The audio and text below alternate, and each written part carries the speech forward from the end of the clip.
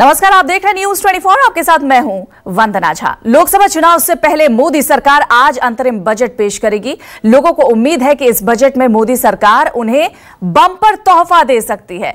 कुछ घंटे में बजट पेश होने ही वाला है और उससे पहले हम अभी आपको बताएंगे वो 10 ब्रेकिंग खबरें जो बजट का हिस्सा हो सकती हैं। पहली बड़ी खबर किसानों से जुड़ी हुई है। सूत्र बता रहे हैं कि मोदी सरकार इस बजट में किसानों के खाते में एक मुश्त रकम दे सकती है।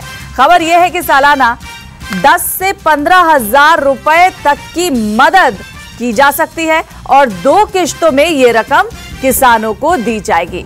सूत्रों से जो जानकारी मिल रही है उसके मुताबिक सब्सिडी के बदले सीधे बैंक खाते में नकद ट्रांसफर किया जाएगा और इस पर करीब 70,000 करोड़ रुपए का खर्च आएगा। मोदी सरकार के आखिरी और अंतरिम बजट में इस बार किसानों के लिए कई बड़े ऐलान किए जाने की संभावना है।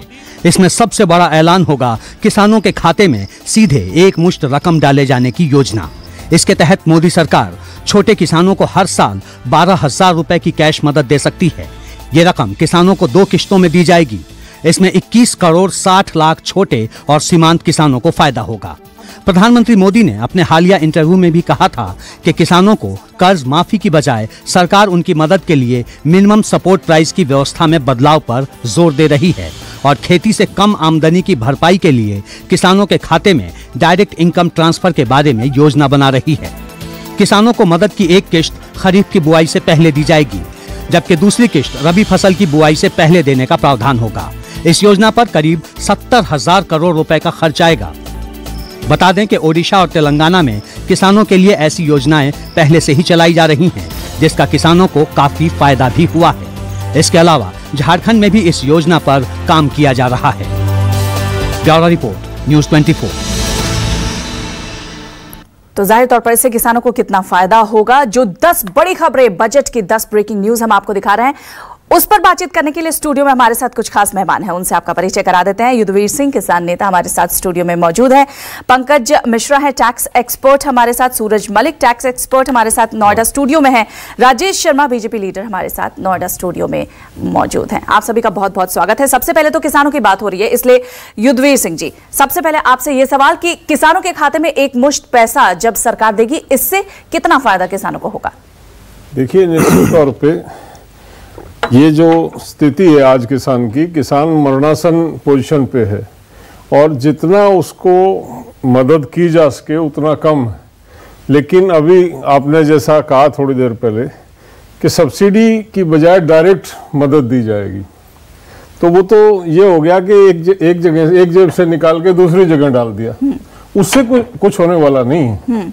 हमारी मांग है कि सब्सिडी के अलावा जो कुछ सिस्टम है, जब उस सिस्टम में चल नहीं रहा तो उसको सब्सिडी में दो या नकद दो, उससे क्या होने वाला। जब तक अलग से कोई मदद नहीं, फौरन मदद नहीं की जाती है किसान की, तब तक वो चलने वाला नहीं है। और जो सबसे महत्वपूर्ण बात है, जो अभी आप कह रहे थे कि जो भावांतर की बात सरकार कर रही है, मूल्यों की घोषणा तो की जाती है लेकिन मूल्य मिलते नहीं। तो कि जब तक भावांतर, जो एक्चुअल मार्केट का रेट और एमएसपी में जो डिफरेंस है, जब तक उसकी भरपाई करने का प्रबंध सरकार नहीं करेगी, तब तक कुछ भी होने वाला नहीं है। दूसरी किसी भी योजना का लाभ राजेश जी, आप इस पर क्या कहेंगे? ये तो कह रहे हैं कोई फायदा किसानों को इससे होने ही वाला नहीं है। बेसिकली देखिए, वो कहने की बात है, ये ऑलरेडी तेलंगाना में हो चुका है, उड़ीसा में हो चुका है, आंध्रा इसको कर रहा है, झारखंड कर रहा है और वहां के किसान खुश हैं। अगर किसान नेता कहते हैं कि उस चीज का फायदा नहीं है तो मैं नहीं मानता। दूसरी चीजें हैं कि ये सब्सिडी को काट करके करा जाएगा, ऐसा भी मैं नहीं मानता कि कोई चीज को सब्सिडी को काट के किया जाएगा। किसानों के लिए हर साल ये गवर्नमेंट बहुत संवेदनशील रही है।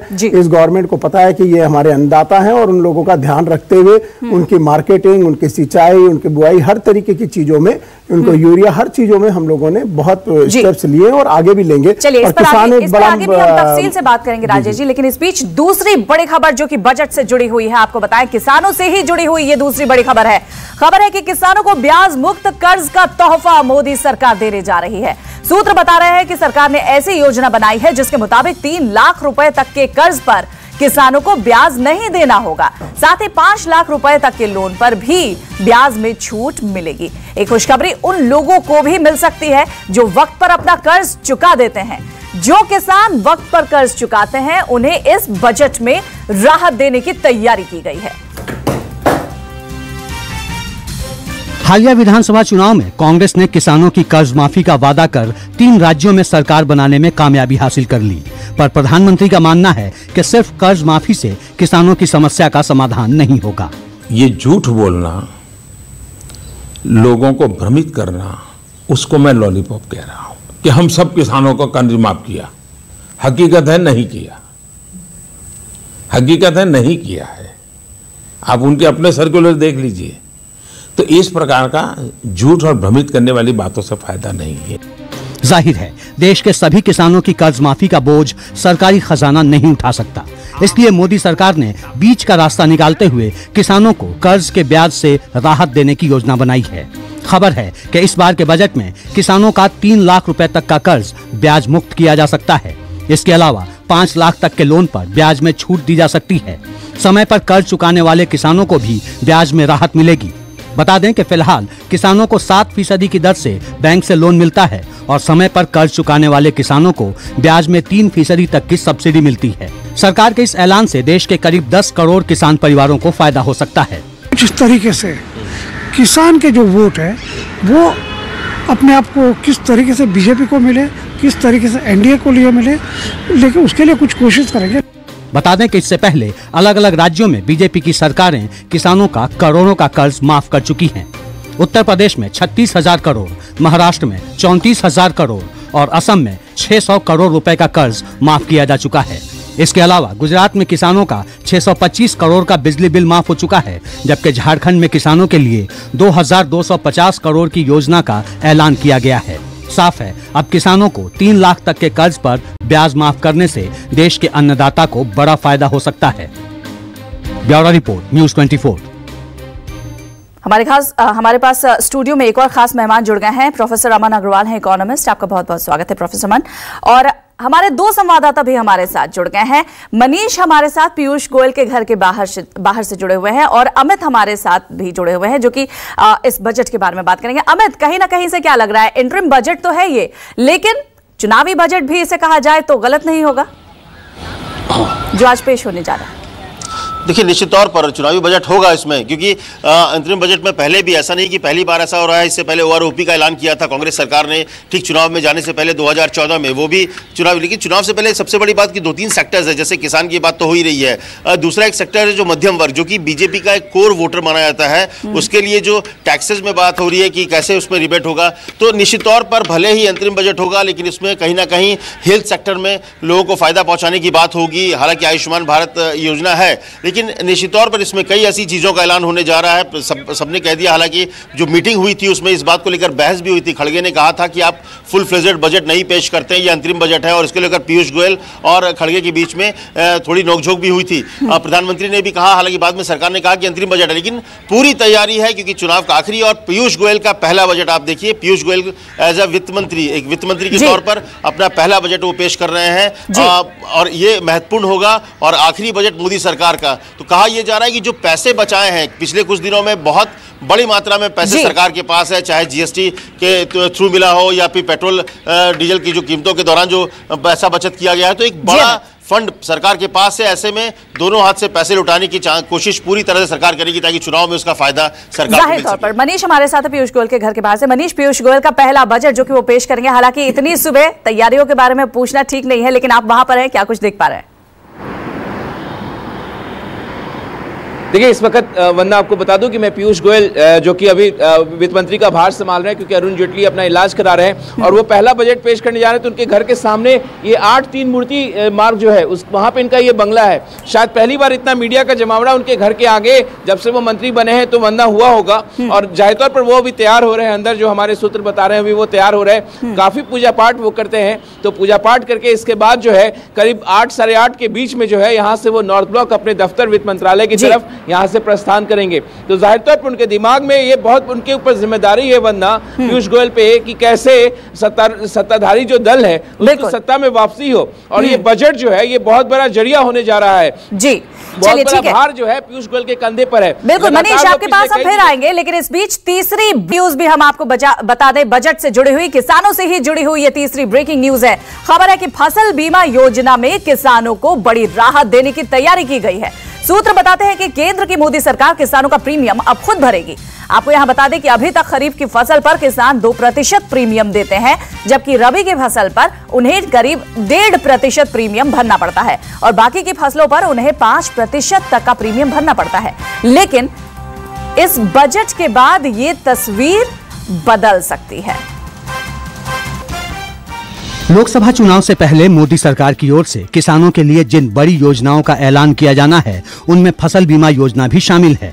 कभी बारिश तो कभी सूखा, कभी ओलावृष्टि तो कभी कीट पतंगों से किसानों की फसलों को होने वाले नुकसान को देखते हुए मोदी सरकार किसानों को बड़ी राहत देने की तैयारी में है।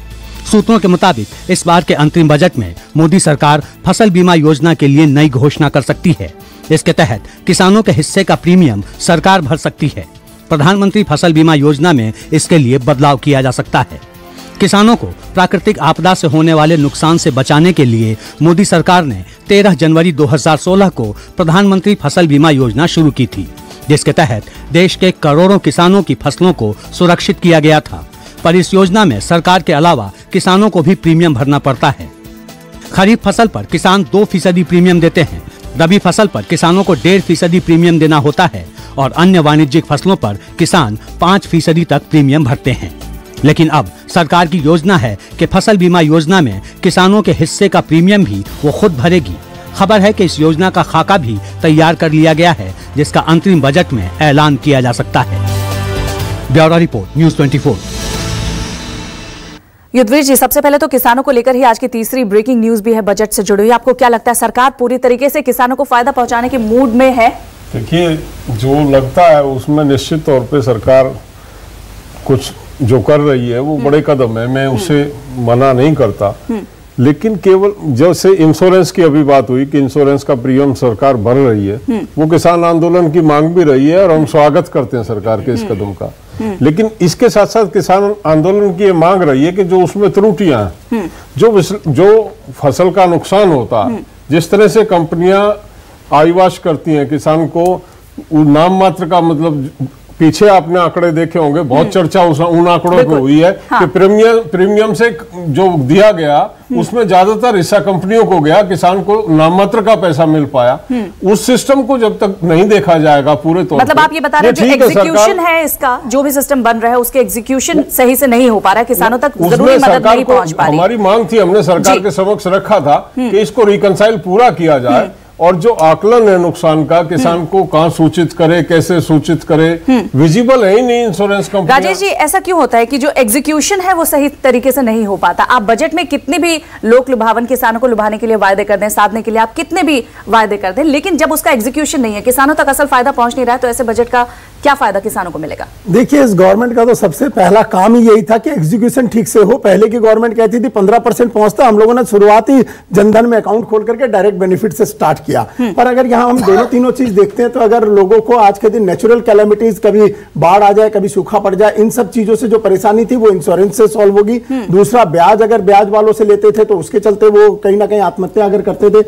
ये सारी चीजें जो है हर सेक्टर को याद छूने की कोशिश करी जानी है और किसान एक मेजर हम लोगों के लिए रहा है और हम लोगों ने हरदम स्टेप्स उठाए हैं। और अगर आप टोटल बजट का आवंटन देखें, देखिए एक बैलेंस बनाने की बात है, आप टैक्स लोगे उसी से कहीं ना कहीं किसान के लिए भी कर पाओगे, तो गवर्नमेंट के पास जितना फंड होगा उसी के ऊपर कर पाएगा। मोदी सरकार की नीतियों में अक्सर गरीबों और किसानों का जिक्र होता है।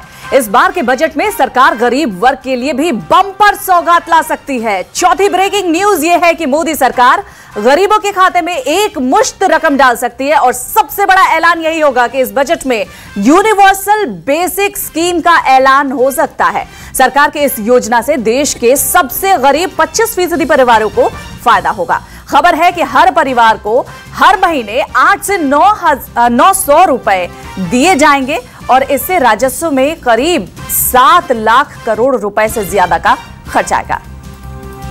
2019 के बाद कांग्रेस पार्टी वाली सरकार गारंटी करके न्यूनतम आमदनी देने जा रही है। जनहित में मुश्किल से मुश्किल फैसले लेने का ये सिलसिला जारी रहेगा। शायद केंद्र सरकार जो अभी सोच ही रही थी, राहुल गांधी ने उसका ऐलान कर दिया और बाजी मार ली। हर गरीब को पैसा, हर जरूरतमंद को न्यूनतम आमदनी। खबर है कि राहुल एंड कंपनी को यह भनक लग चुकी थी कि मोदी सरकार अपने आखिरी बजट यूनिवर्सल बेसिक इनकम जैसी लुभावनी स्कीम की घोषणा कर सकती है। इसीलिए राहुल गांधी ने पहले ही मिनिमम गारंटी इनकम का ऐलान कर दिया। अब ये माना जा रहा है कि 1 फरवरी को बजट में इसका ऐलान होना लगभग तय है। यूनिवर्सल बेसिक इनकम स्कीम है क्या, पहले ये समझिए। यूनिवर्सल बेसिक इनकम यानी यूबीआई स्कीम के तहत सरकार देश के हर नागरिक को बिना शर्त एक तयशुदा रकम देगी। कुछ खास तबकों जैसे गरीबी रेखा के नीचे रहने वालों को अगर ये सुविधा दी जाती है तो इसे पार्शियल बेसिक इनकम कहते हैं।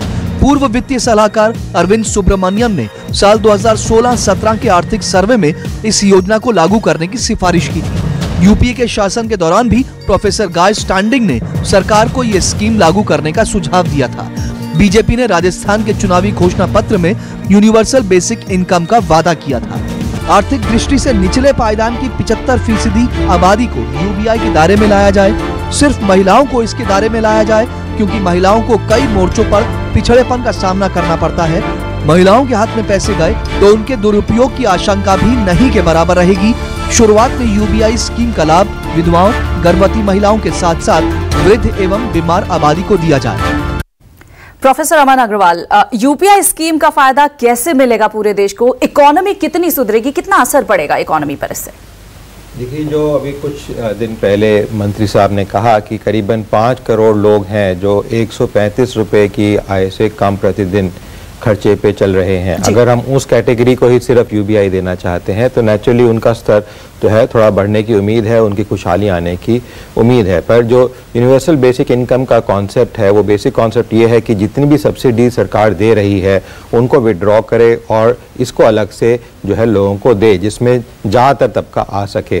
पर वो करना किसी भी देश के लिए, सिर्फ हिंदुस्तान के लिए नहीं, असंभव जैसा है, क्योंकि हिंदुस्तान में ही देखिए करीबन 19,000 कुछ स्कीम्स अलग अलग स्टेट और सेंटर लेवल पे लॉन्च की हुई हैं, और इस वजह से कि उनको कोशिश करें कि विड्रॉ करें, वो बड़ा लंबा प्रोसेस है। पर सरकार की क्षमता है आज के समय में, क्योंकि जो आधार लॉन्च किया साधारण सरकार ने और आधार के थ्रू जो जनधन को लिंक किया हुआ है, बैंक अकाउंट्स को लिंक किया हुआ है, उसमें डायरेक्ट ट्रांसफर करना आसान है। इससे जो इम्पैक्ट हमने एस्टिमेट किया है, करीबन जो फिस्कल डेफिसिट पड़ेगा वो करीबन पड़ेगा कि 1 से 1.5% के करीब फिस्कल डेफिसिट बढ़ने की उम्मीद है। जो टारगेट किया जा रहा था 3.2% के आसपास, वो 3.4% के आसपास तक जा सकता है अगर ये सिर्फ ये 5 करोड़ लोगों को यूनिवर्सल बेसिक इनकम में डाला जाता है।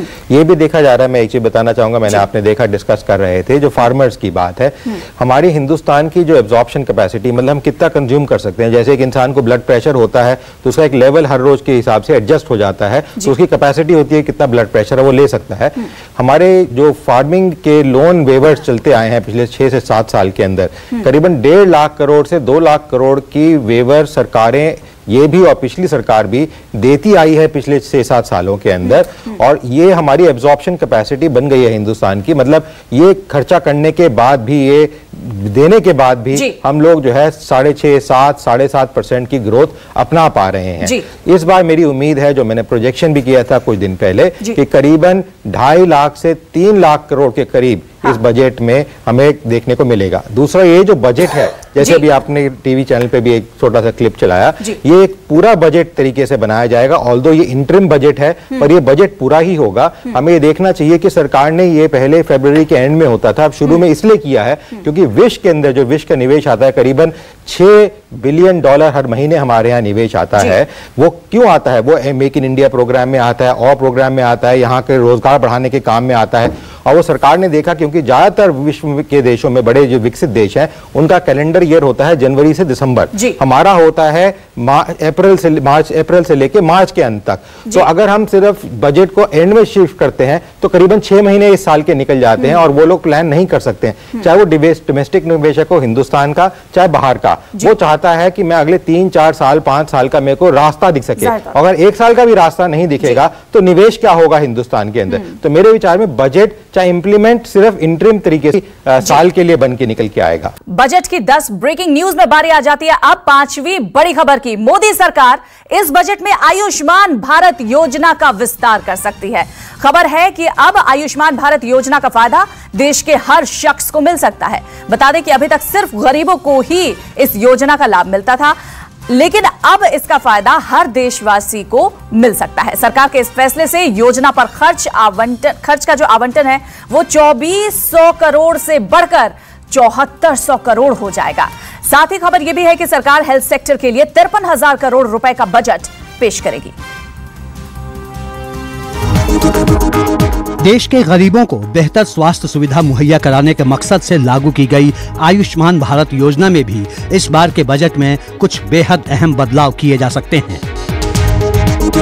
इसमें गरीब परिवारों के साथ साथ सभी लोगों को योजना के दायरे में लाया जा सकता है। खबर है कि इस बार के अंतरिम बजट में आयुष्मान भारत योजना की राशि 3 गुना तक बढ़ाई जा सकती है। फिलहाल इसके लिए सालाना 2400 करोड़ रुपए का प्रावधान है। इसे बढ़ाकर बजट में 7400 करोड़ रुपए तक किया जा सकता है। आयुष्मान भारत योजना को पंडित दीनदयाल उपाध्याय की जयंती पर 25 सितंबर से देश भर में लागू किया गया था। इसके तहत 10 करोड़ गरीब परिवारों को सालाना 5 लाख तक का स्वास्थ्य बीमा मिल रहा है। इसमें ग्रामीण इलाकों के 8.03 करोड़ परिवार शामिल हैं। शहरी इलाकों के 2.33 करोड़ परिवारों को इस योजना का लाभ मिल रहा है।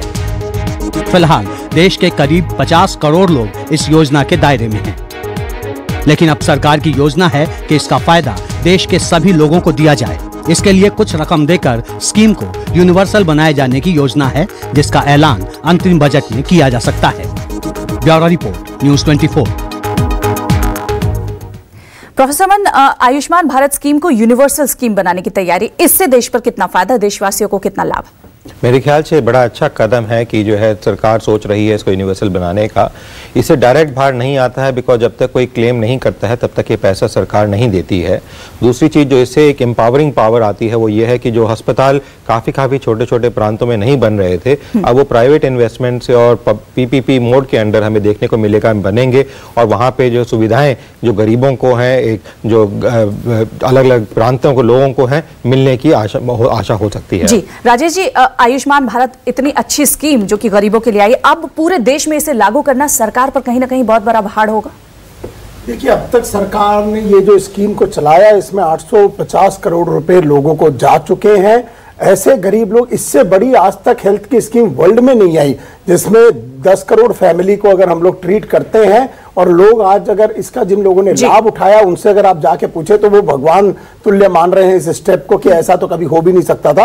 और ये एक बहुत ही अच्छा स्टेप है और आज लाखों लोगों को फायदा भी मिल चुका है। तो ये, इसको अगर सबके लिए कर दिया जाए तो बहुत ही अच्छी बात है। पर गरीबों के लिए ही ये बनी थी। मेरे को पता नहीं अब इसमें कि क्या ऐसा कर रहे हैं या नहीं कर रहे हैं, पर गरीबों को ज्यादा जरूरत है, उनको ज्यादा प्रॉब्लम। आज की छठी ब्रेकिंग न्यूज देख लेते हैं बजट से जुड़ी हुई। इस बार के बजट का इंतजार देश के मिडिल क्लास को बेसब्री से है और बजट से जुड़ी छठी ब्रेकिंग न्यूज भी मिडिल क्लास से ही जुड़ी हुई है। इस बार के बजट में मोदी सरकार मिडिल क्लास को बम्पर तोहफा दे सकती है। सूत्रों से मिली जानकारी के मुताबिक इनकम टैक्स की लिमिट को बढ़ाया जा सकता है और अब 3.5 लाख रुपए या फिर 5 लाख रुपए तक की सालाना आय टैक्स फ्री हो सकती है। आपको बता दें, मौजूदा वक्त में 2.5 लाख से ज्यादा की सालाना इनकम टैक्स आपको इस पर देना पड़ता था, लेकिन सरकार इस दायरे को बढ़ाने पर विचार कर रही है और इसके अलावा मेडिकल और ट्रांसपोर्ट भत्ता भी टैक्स फ्री हो सकता है।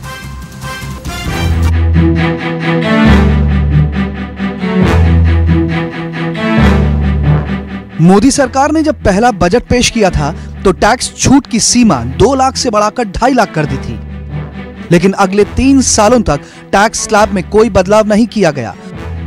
इस बार उम्मीद की जा रही है कि मोदी सरकार फिर से सत्ता में आने के लिए मिडिल क्लास आदमी को बड़ी राहत दे सकती है।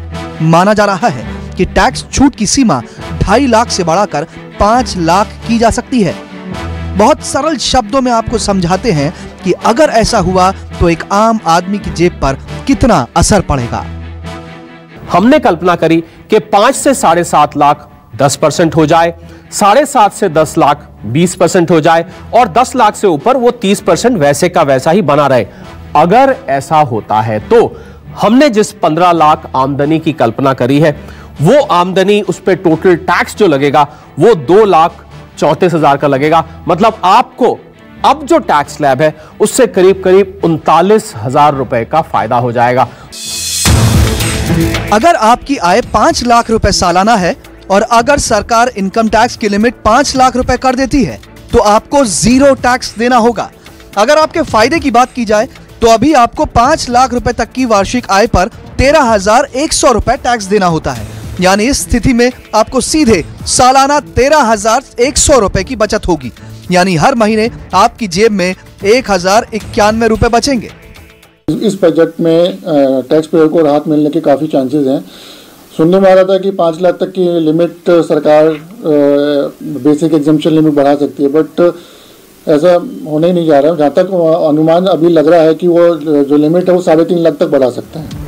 अगर आपकी आय 5 लाख रुपए सालाना है और अगर सरकार इनकम टैक्स छूट की सीमा 3.5 लाख रुपए कर देती है, इसके बाद अगले स्लैब में 3.5 लाख से 5 लाख रुपए की आय पर 5% की दर से टैक्स लेती है तो आपको 7,800 रुपए टैक्स देने होंगे। यानी इस स्थिति में आपके सालाना 5300 रुपए बचेंगे। हर महीने आपकी जेब में 440 रुपए की बचत होगी। अब उनकी बात करते हैं जिनकी सालाना इनकम 10 लाख रुपए है। अगर सरकार इनकम टैक्स की लिमिट 5 लाख कर देती है तो आपको 78,000 रुपए टैक्स देना होगा। अगर आपके फायदे की बात की जाए तो आपको सालाना 39,000 रुपए का फायदा होगा। यानी आपकी जेब में हर महीने बचेंगे 3,250 रुपए। इस वक्त 2 टैक्स एक्सपर्ट हमारे साथ स्टूडियो में हैं। सबसे पहले सूरज मलिक जी, आप क्या कहते हैं, अगर इस तरीके की स्कीम आ जाती कि 3.5 लाख भी अपने टैक्स छूट की रकम फिक्स कर दी तो लोगों को बहुत फायदा होगा इससे? फ़ायदा ज़रूर होगा क्योंकि काफ़ी साल हो गए लिमिट बड़े हुए और इन्फ्लेशन से देखें तो लोगों की इनकम्स इंक्रीमेंट से बढ़ती है, बट वो इंक्रीमेंट ज़्यादा करके सिर्फ इन्फ्लेशन को पूरा करते हैं। तो इस लिमिट को बढ़ाने से एटलीस्ट लोगों की रियल इनकम पे जो टैक्स है वो सॉर्ट ऑफ मॉडरेट हो जाएगा। बहुत ज़्यादा भी एक्सपेक्ट नहीं करना चाहिए बिकॉज इतनी सारी योजनाओं की जो हमने बात की उसकी फंडिंग टैक्स से ही होती है और वो टैक्स देश के कुछ नागरिकों को ही देना है। तो रियलिस्टिक एक्सपेक्टेशन में बढ़नी चाहिए ज़रूर, बट बहुत ज़्यादा की उम्मीद नहीं करनी चाहिए। ठीक है पंकज जी, हेल्थ में मेडिसिन पर आप टैक्स को वेव ऑफ कर सकते हैं, साथ ही साथ अगर ट्रांसपोर्टेशन पर आप टैक्स को वेव ऑफ कर लेते हैं तो इससे कितना फ़ायदा होगा? देखिए, जैसे सेक्शन 1014 है इनकम टैक्स में, वहाँ पे रिक्वायर्ड है कि उस चीज़ को गवर्नमेंट कंसिडर करे, क्योंकि आज भी आप देखो तो ये अलाउंसेज हैं। चिल्ड्रन एजुकेशन अलाउंस आज भी 100 रुपये पर मंथ के हिसाब से वो दे रहे हैं। इन्फ्लेशन कितना ज़्यादा हो गया हुआ, इन सब चीज़ों को ध्यान देना चाहिए। और फर्दर जैसे टैक्स स्लैब इंक्रीज करने की बात हम कर रहे हैं, सिमिलरली सेक्शन 80C भी है इनकम टैक्स में, गवर्नमेंट को उसके ऊपर भी ध्यान देना चाहिए, क्योंकि वो लिमिट आज भी उतनी ही है जितनी आज से 4 साल 5 साल पहले थी। 1.5 लाख से आगे वो बढ़ी नहीं रही है। तो इस बार गवर्नमेंट का चांसेस है, मेरा ये मानना है कि गवर्नमेंट कोशिश करेगी कि उसमें और एक स्लैब डिस्क्राइब करे। हाँ। और on the basis of income, जैसे इनकम टैक्स का स्लैब है, सिमिलरली एक स्लैब 80C में भी इंट्रोड्यूस करे, सो दैट कि जो जिसका जितना इनकम है, on the basis of that income वो सेक्शन 80C का बेनिफिट अवेल कर सके। ठीक है, उम्मीदें मिडिल क्लास को बहुत ज्यादा है। इस बीच अगली बड़ी खबर बता देते हैं, फिर हमारे और मेहमानों से भी हम बात करेंगे। आज की 7वीं बड़ी खबर, जो घर लेने का सपना देख रहे हैं उनके लिए ये बड़ी खबर है। मोदी सरकार ने इस बार के बजट में होम लोन के ब्याज पर बड़ी छूट देने की तैयारी की है। खबर है कि 2.5 लाख रुपए तक के ब्याज पर राहत मिलने वाली है। अभी तक फिलहाल 2 लाख रुपए तक के लोन पर ही ब्याज पर टैक्स में छूट मिलती थी, लेकिन अब इसका दायरा भी बढ़ाया जा सकता है। इससे सस्ते मकान लेने वालों को बड़ा फायदा होगा।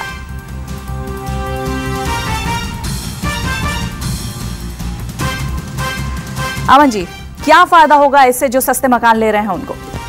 जी बड़ी अच्छी है ये सरकार ने। अगर हम बजट देखें पिछले 4 साल के अलग अलग स्टेजेस पे बड़ा स्ट्रक्चर तरीके से रूरल सेगमेंट को और जो EWS कैटेगरी है ना एग्रीकल्चरिस्ट को फोकस किया है। पिछली बार जो बजट और इकोनॉमिक सर्वे आया उससे बड़ा क्लियर निकल के आया कि करीबन ऑलमोस्ट 4 डेकेड के बाद 4 दशकों के बाद हमें देखने को मिला किसान वापस उस फेज पे आ रहा है जो बजट पे पहले दिखाया देता था 1960 में और 70 के अंदर। ये जो सरकार है इसने काफ़ी सारी, और ये हमें भूलना नहीं चाहिए, जो हमारी इकोनॉमिक ग्रोथ आती है, डेवलपमेंट आती है, जैसे IMF की चीफ इकोनॉमिस्ट गीता ने कहा, रघुराम राजन ने भी अभी अप्रिशिएट किया जब से छोड़ा है गवर्नरशिप उसके बाद पहली बार अप्रिशिएशन सुनने को मिला कि इंडिया की इकोनॉमी चाइना की इकोनॉमी से बड़ी है। वो हमारा इंडिया रूरल इंडिया और एग्रीकल्चर से ही आता है। बड़े बड़े जो छोटे जो शहर हैं हमारे दिल्ली जैसे शहर, उनसे हमारी डेवलपमेंट और ग्रोथ नहीं आती है। तो अगर हम 7.5% की GDP ग्रोथ की हम 2019 की बात कर रहे हैं और 7.7% की बात कर रहे हैं, जो विश्व के अंदर सबसे ज्यादा ग्रोथ है वो सिर्फ इसी एरिया से आ रही है। तो जो सरकार की कोशिशें रही हैं, चाहे वो स्टार्टअप के थ्रू रही हो, चाहे वो रोड रेलवे के थ्रू रही हो, कि आजकल ग्राउंड लेवल पर अगर हम बात करें आम लोगों से जब जाकर हमारा भी इंटरेक्शन होता है, उनका ये कहना है कि मोदी सरकार है तो मकानों की कीमत बहुत ही कम है और जब तक ये सरकार रहेगी तब तक मकानों की कीमत कम रहेगी। राजेश जी आप खुश हो सकते हैं, आपकी तारीफ हो रही है आपकी सरकार की। अमन जी ऐसा क्यों है और क्या फायदा ऐसा है जो डायरेक्ट बायर्स को मिलता है इससे?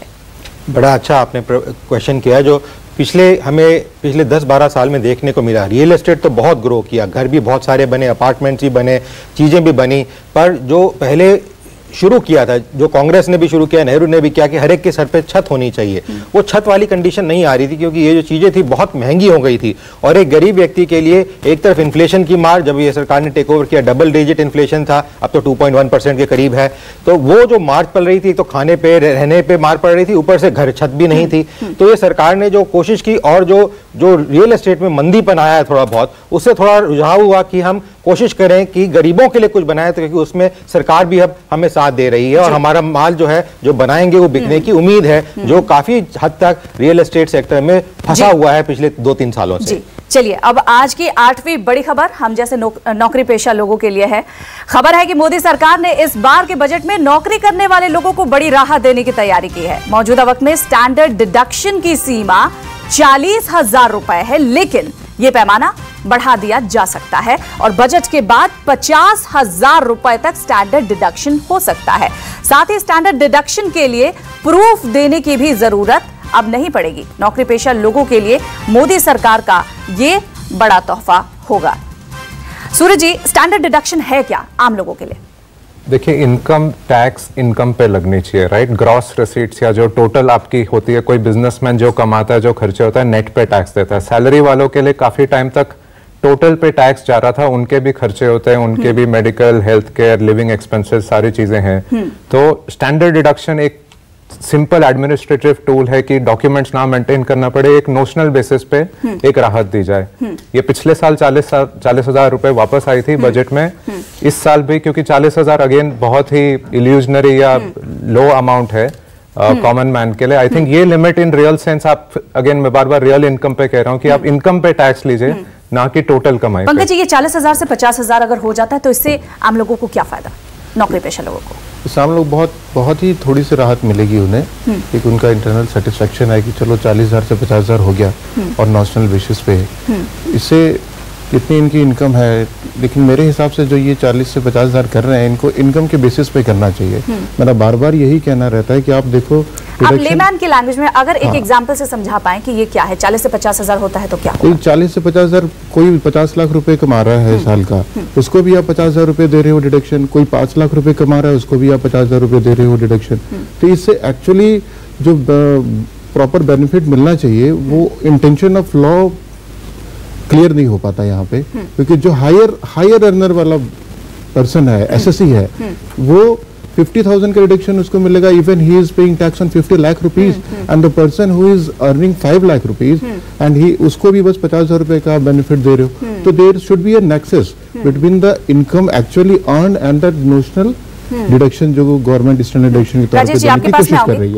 तो मैं इस पे ये कहना चाहूंगा कि हमें इस बजट में सरकार को ये ध्यान रखना चाहिए कि जो लोग हायर स्लैब पे, जैसे मीडियम क्लास लोग हैं, वो हायर इनकम अर्न करने की कोशिश करते हैं, तो उनके लिविंग स्टैंडर्ड उनका उतना ही है, लिविंग कॉस्ट उनका उतना ही आता है, तो अकॉर्डिंगली जो उनका कॉस्ट है उस कॉस्ट को आप उनके इनकम के बेसिस पे थोड़ा कंसिडर करो। आज की नवी ब्रेकिंग न्यूज जो कि बजट से जुड़ी हुई है, देश में जो पेंशन धारक है उन्हें भी तोहफा देने की तैयारी सरकार ने कर ली है। बजट की नवी ब्रेकिंग खबर पेंशनधारियों से जुड़ी हुई है। मोदी सरकार पेंशन स्कीम में बड़ा ऐलान कर सकती है। नेशनल पेंशन स्कीम की सीमा बढ़ाने की तैयारी है। अभी 1500 रुपए से कम की न्यूनतम पेंशन मिलती है, लेकिन अब इसे 2000 रुपए तक किया जा सकता है। मोदी सरकार के इस फैसले से 40 लाख से ज्यादा कामगारों को फायदा होगा।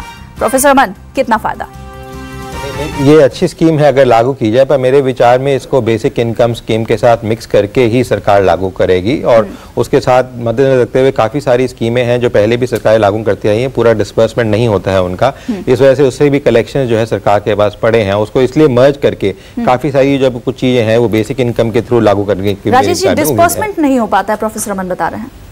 नहीं, डिसबर्समेंट होता है, पर मैं एक बेसिक चीज शुरुआत से कह रहा हूं कि ये अगर सारी स्कीम्स को अगर आप कहते हैं लागू करें, हमारे यहाँ तो 22 लाख करोड़ का टोटल बजट ही है, और अगर जो चीज हम लेंगे उसी से देंगे, इस चीज को समझने की बड़ी मुश्किल है। लोग कहते हैं कि टैक्स आप कम कर दो और आप डेवलपमेंट की बहुत चीजें कर दो, सब्सिडी बहुत दे दो, लोन फ्री दे दो, सारी चीजें नहीं हो सकती। उम्मीद पर दुनिया कायम है और आप भी मानते हैं कि लोगों को मोदी सरकार से बहुत उम्मीद है। जैसे अभी टैक्स तो वो मोदी सरकार ने किया है और अभी भी करेगी, ऐसा नहीं है कि आज सबको पता है कि इस बजट के अंदर में कुछ अच्छी चीजें आएगी, पर अगर कोई कहता है कि 5 लाख की लिमिट हो जाए, कभी नहीं हो सकती है। 50,000 तक का भी अगर बढ़ाते तो 4000 करोड़ का फर्क है। तो अभी एटीसी की बात आई तो पिछली बार 50,000 रुपए एनपीएस में हमने दिया, तो ऐसे कई चीजें हर बार जब जब स्कोप मिला दिया है, और ये गवर्नमेंट संवेदनशील सबके लिए रही है और ये काम करती आई है। तो इस तरीके का एक होम लोन का अगर फायदा मिलता है, तो मुझे पता है कि वाजपेयी गवर्नमेंट के टाइम पे होम लोन पे जब इंटरेस्ट कम हुआ था, एक टर्न अराउंड इफेक्ट सीमेंट, रो और सब चीज पे आया था, और 2012-13 के बाद में एक उछाल आया था इकोनॉमी के अंदर में, और वो एक बहुत ही अच्छा स्टेप था। चलिए इसी के साथ 10वीं ब्रेकिंग न्यूज की भी हम जल्दी से बात कर लेते हैं। इस बार के बजट में एक बार फिर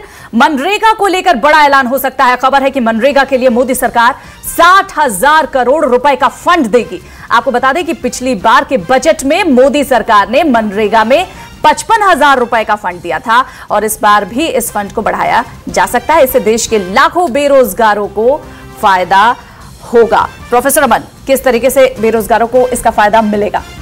देखिए जी, काफ़ी हद तक ये सरकार ने कोशिश की जॉब्स को बढ़ाने की, और क्या है कि हिंदुस्तान में जॉब्स का मतलब होता है कि सरकारी जॉब, प्राइवेट जॉब को जॉब इंसान नहीं मानता है। तो इस वजह से जॉब्स के फिगर भी जो है काफ़ी डिबेटेबल रहे हैं। पर एक जो गरीब व्यक्ति है उसको एम्पावर करना, उसको एक राहत देना कि अपनी ज़िंदगी बिता सके, अपने घर वालों की ज़िंदगी निकाल सके। और ये जो प्रोग्राम मनरेगा शुरू किया तो पिछली सरकार ने था, पर वो पूरी तरह अच्छी तरीके से इम्प्लीमेंट नहीं कर पा रही थी। उसको यही हो रहा था कि एक ही चीज़ बार बार की जा रही है, वेस्टेज ज़्यादा हो रहा है, खर्चा जो हो रहा है सिर्फ खर्चे का भार पड़ रहा है। इस सरकार ने लागू किया कि उसको ट्रैकिंग भी की जा रही है। काफी सारी मंत्रालय, जैसे रूरल डेवलपमेंट मंत्रालय में क्या क्या डेवलपमेंट हो रही है, वो ऑनलाइन बैठ के मंत्रालय के अंदर बैठ के सैटेलाइट के थ्रू इंसान देख सकता है कि घर बन रहा है नहीं बन रहा है, टॉयलेट बन रहा है नहीं बन रहा है, कितनी दीवार बन गई है। तो ये जो मनरेगा के थ्रू और जो स्ट्रक्चर किया गया है और जो रिपोर्टिंग सिस्टम डेवलप किया है, उसे हमें देखने को मिल रहा है कि इफेक्टिवनेस आ रही है। युद्धवीर जी, क्या लगता है आपको, मनरेगा स्कीम का फायदा अभी तक गांवों तक पहुंच पाया है? आप ज्यादा बेहतर बता पाएंगे प्रैक्टिकल ग्राउंड्स पे। ये एक पॉलिटिकल स्कीम है मनरेगा। इसमें क्या हुआ है कि जो कृषि मजदूर थे वो निकल गए खेती के काम से, और खेती इससे उस पे खेती पे असर पड़ा। पूरे तौर पे अनप्रोडक्टिव जो वर्क हैं वो कराए जाते हैं, जिनका देश में कोई लेना देना नहीं। एक खड्डा यहाँ खुदवाया जाता, अगले साल वही खड्डा भरवाया जाता, उस पे उनको बिजी रखा जाता। कोई भी काम रचनात्मक होना चाहिए। सरकार पैसा खर्चती है तो वो पैसा रचनात्मक कार्य में जाए, जिससे देश का विकास हो, रोजगार भी मिले। हम उसके खिलाफ नहीं है, लेकिन एक ऐसी योजना को उठा के पटक देना जिसका कंसेप्ट ही क्लियर नहीं कि कराना क्या। वहाँ खेल चल रहा है, सरपंच और पंचायत सेक्रेटरी जो है वो खेलते रहते हैं, चलता रहता है प्रैक्टिकली गाँव में। ये दिल्ली में ये योजनाएं बड़ी लुभावनी लगती हैं।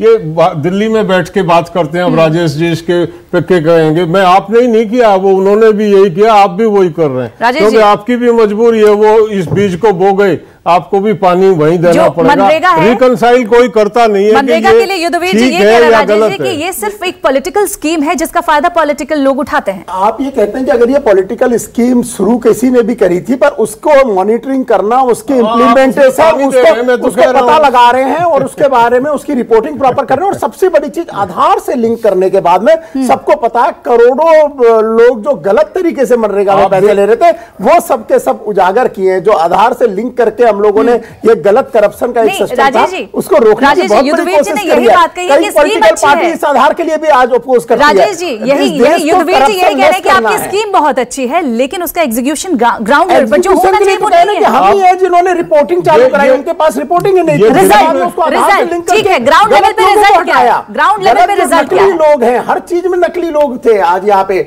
आज अगर बच्चे को खाना जाता तो उसमें नकली लोग थे, अगर स्कूल में